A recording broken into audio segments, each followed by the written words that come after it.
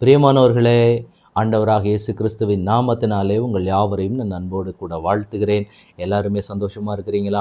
இந்த நாளிலும் தேவனாகிய கர்த்தர் நம்மோடு கூட பேசுகிற ஒரு வார்த்தை என்னவென்றால், 2 கொரிந்தியருக்கு எழுதின நிருபம் 5ஆம் அதிகாரத்தினுடைய 17ஆம் வசனம். இப்படி இருக்க, ஒருவன் கிறிஸ்துவுக்குள் இருந்தால் புது சிருஷ்டியாய் இருக்கிறான், பழையவைகள் ஒழிந்து போயின, எல்லாம் புதிதாயின. எனக்கன்பான தேவனுடைய பிள்ளைகளே, ஆண்டவருடைய சமூகத்திலே கிறிஸ்துவுக்குள் நான் இருந்தால், கிறிஸ்தவனாய் இருந்தால் என்பது கிடையாது, கிறிஸ்துவுக்குள் இருக்கிறோமா? ஒருவன் கிறிஸ்துவுக்குள் இருந்தால் அவனுக்கு எல்லாமே புதிதாக்கப்படும் என்று சொல்லப்படுகிறது. பழையவைகள் ஒழிந்து போகுமாம், எல்லாம் புதிதாகுமாம். இந்த இடத்துல சொல்லப்பட்டிருக்கிற அந்த வார்த்தையை நம்ம நோக்கி பார்க்க வேண்டும். ஒருவன் கிறிஸ்துவுக்குள் இருந்தால் மட்டுமே இது சாத்தியமாகும். நான் கிறிஸ்தவனாய் இருக்கிறதுனால இது சாத்தியமாகாது. நான் கிறிஸ்துவுக்குள் இருந்தால், ஆண்டவருக்குள்ளாக நான் இருக்கிற பொழுது எனக்குள்ள என்ன நடக்கும் அப்படின்னா, எனக்குள்ள பழைய எண்ணங்கள், பழைய சுபாவங்கள், பழைய காரியங்கள் எல்லாமே ஒழிக்கப்பட்டு போகும். எல்லாமே எனக்குள்ள புதிய சுபாவங்கள் மாறும். அந்த சாட்சியை ஆண்டவர் எழுப்புவார். இவங்க இப்படியெல்லாம் இருக்கிற ஆளே கிடையாது, இவங்களுக்குள்ள நிறைய மாற்றங்கள் வந்து விட்டது. காரணம் என் தேவன். இயேசு அவர்களோடு கூட இருக்கிறதுனால அவங்க வாழ்க்கையில் சில மாற்றங்கள் வருகிறது. இன்றைக்கி நம்ம எத்தனை பேர் எவ்வளவோ சாட்சிகள் இன்றைக்கி ஷேர் பண்ணுறோம். ஆண்டவருடைய சமூகத்தில் நான் இந்த காரியங்களுக்காக ஜெபித்தேன், இந்த கண்ணீரின் பாதையில், இந்த வேதனையின் மத்தியில் நான் ஜெபித்தேன், ஆண்டவர் என்னை மாற்றினார், எனக்கு அந்த வியாதி சுகமானது, என் கடன் பிரச்சனை மாறினது, இந்த விபத்திலிருந்து ஆண்டவர் என்னை பாதுகாத்தார், இந்த அற்புதத்தை சுகத்தை கொடுத்தார். இது எல்லா சாட்சிகளும் இன்றைக்கு நம்ம ஷேர் பண்ணுறோம். ஆனால் ஒரே ஒரு மிக முக்கியமான சாட்சி என்ன அப்படின்னா, என் தேவன் என்னோடு கூட இருக்கிறார் அப்படிங்கிறதுக்கு ஒரு மிக முக்கியமான அடையாளம் என்ன பார்க்கப்படுது அப்படின்னா, நான் என்னுடைய சுபாவத்திலே ஒரு புதிய மாற்றங்கள் வர வேண்டும். இது எப்போ நடக்கும் அப்படின்னா, நான் எப்பொழுது கிறிஸ்துவுக்குள் வருகிறேனோ அப்பொழுது இந்த ஒரு சேஞ்ச் நடக்கும். இதை தான் தேவன் இந்த இடத்துல சொல்லுகிறார். ஒருவன் கிறிஸ்துவுக்குள் இருந்தால் பழையவைகள் ஒழிந்து போயின, எல்லாம் புதிதாகும்.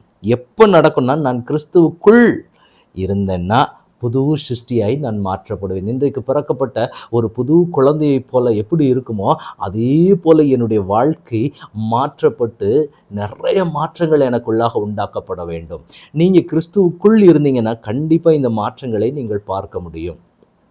நான் கிறிஸ்துவுக்குள் இல்லை அப்படின்னா நிச்சயமாக எனக்குள்ள நான் ஆதி காலத்தில் எப்படி இருந்தேனோ அதே மாதிரி தான் நான் இப்பயும் இருப்பேன். ஆனால் எனக்குள்ள என்றைக்கு மாற்றங்கள் வரும் அப்படின்னா, நான் கிறிஸ்துவுக்குள் வரும் பொழுது. இன்னைக்கு நாம் கிறிஸ்தவனாய் நிற்கிறோமா அல்லது கிறிஸ்துவுக்குள் நிற்கிறோமா? கிறிஸ்துவுக்குள்ளே நாங்கள் நிற்கிறோம் அப்படின்னா நிச்சயமாய் உங்களுடைய சுபாவத்திலே ஒரு மாற்றம் கண்டிப்பாக வேண்டும். ஏன்னா எல்லாருமே மாம்சத்தில் இருக்கிற மனிதர்கள் தான். வசனம் சொல்லுகிறபடி நம்முடைய தாய் நம்மை பாவத்திலே கர்ப்பந்தரித்தாள் என்று தேவ மனிதர் சொல்லுகிற வார்த்தையை நாம் பார்க்கிறோம். அப்படிப்பட்ட பாவத்திலே கர்ப்பந்தரிக்கப்பட்டு பிறந்த நமக்கு எப்படிப்பட்ட சுபாவங்கள் இருக்கிற ஜென்ம சுபாவம்னு ஒரு கேரக்டர் உள்ள இருக்குது. அது முதலாவது நமக்குள்ள உடைக்கப்பட வேண்டியது அவசியமான ஒன்று. ஜென்ம சுபாவம் என்றைக்கு நமக்குள்ளாக மாற்றப்படுகிறதோ அன்றைக்கு தான் நீங்களும் நானும் ஆண்டவர்கிட்ட நெருங்க முடியும். அது எப்போ நடக்கும் அப்படின்னா, நான் கிறிஸ்துவுக்குள் இருக்கிற பொழுது நடக்கிற காரியம். அந்த மேஜிக் எப்போ நடக்கும் அப்படின்னா, நான் கிறிஸ்துவை நான் நெருங்க கிறிஸ்துவனுடைய சுபாவத்திற்கு ஒத்த சுபாவமாக எனக்குள்ள மாற ஆரம்பிக்கும். அதுதான் எனக்குள்ளாக இருக்கிற பழையவைகளை ஒழித்து நான் ஒரு புதிய மனுஷனாய் மாற்றும்.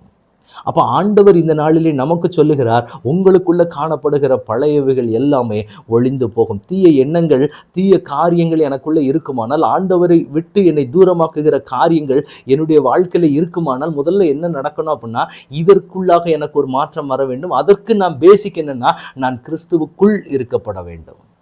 அதை தான் தேவன் இந்த இடத்துல எதிர்பார்க்கு. இன்னைக்கு நாம கிறிஸ்துவுக்குள் இருக்கிறோம்னு சொன்னோம்னா கண்டிப்பாக உங்களுக்குள்ள அந்த ஒரு மாற்றம் வரும். மற்றவங்க சாட்சி சொல்லுவாங்க, இவங்க முன்னாடி இருந்த மாதிரி இல்லை, இவங்களுக்குள்ள நிறைய மாற்றங்களை நாங்கள் பார்க்கிறோம், முன்னாடி இவங்கக்கிட்ட இருந்த சுபாவம் இப்போ இல்லை, இந்த இடத்துல ரொம்ப சேஞ்சஸ் ஆகியிருக்கு. காரணம் என்னன்னா, இயேசு அவர்களோடு கூட இருக்கிறார். அவர்கள் கிறிஸ்துவுக்குள் இருக்கிறார்கள். கிறிஸ்தவனாய் இல்லை, கிறிஸ்துவுக்குள் இருக்கிறார்கள். இருக்கிற பொழுது என்ன நடக்குது அப்படின்னா, அவர்களுக்குள்ளாக காணப்பட்ட அந்த பழைய காரியங்கள், பழைய எண்ணங்கள், பழைய பழக்க வழக்கங்கள், பழைய சுபாவங்கள், ஜென்ம சுபாவங்கள் எல்லாமே மாற்றப்பட்டு நம்மை தேவன் புதிதாக்குகிறார். இன்றைக்கு ஆண்டவர் நமக்கும் அதுதான் வாக்கு கொடுக்கிறார். நீங்கள் கிறிஸ்துவுக்குள்ளே வந்துட்டீங்கன்னா நீங்களும் ஒரு புதிய வாழ்க்கைக்குள்ளே வரலாம். புதிய சுபாவங்கள், புதிய எண்ணங்கள், உங்களை பார்க்கிற மனிதர்கள் எல்லாருமே ஆச்சரியமாக பார்க்க ஆரம்பிப்பது, இவங்க எப்படி இருந்தவங்க, இப்போ இந்த மாதிரி ஒரு மாற்றத்தை ஆண்டவர் அவர்களுக்கு கொடுத்திருக்கிறார் அப்படின்னு சொல்லி உங்களை பார்த்து அநேகர் சாட்சி சொல்லுவாங்க. அப்படிப்பட்ட ஒரு அழகான ஒரு வாழ்க்கையை மாற்றி கொடுக்க தேவன் போதுமானவராக இருக்கிறார். தேவையில்லாத சில காரியங்கள் நமக்குள்ளாக இருக்குமானால் அதை நாம் மாற்றப்பட்டு ஒரு புது சிருஷ்டியாய் நம்மை மாற்றுகிறதற்கு தேவன் நம்மை அழைக்கிறார். அதனால் ஆண்டவர் இன்றைக்கு சொல்லுகிறார், உங்களுக்குள்ளாக இருக்கிற பழையவைகள் ஒளிந்து போக போகிறது, புதியவைகளாய் மாற்றப்பட வேண்டுமானால் முதல் காரியம் கிறிஸ்துவுக்குள் நான் இருக்கிறேனா.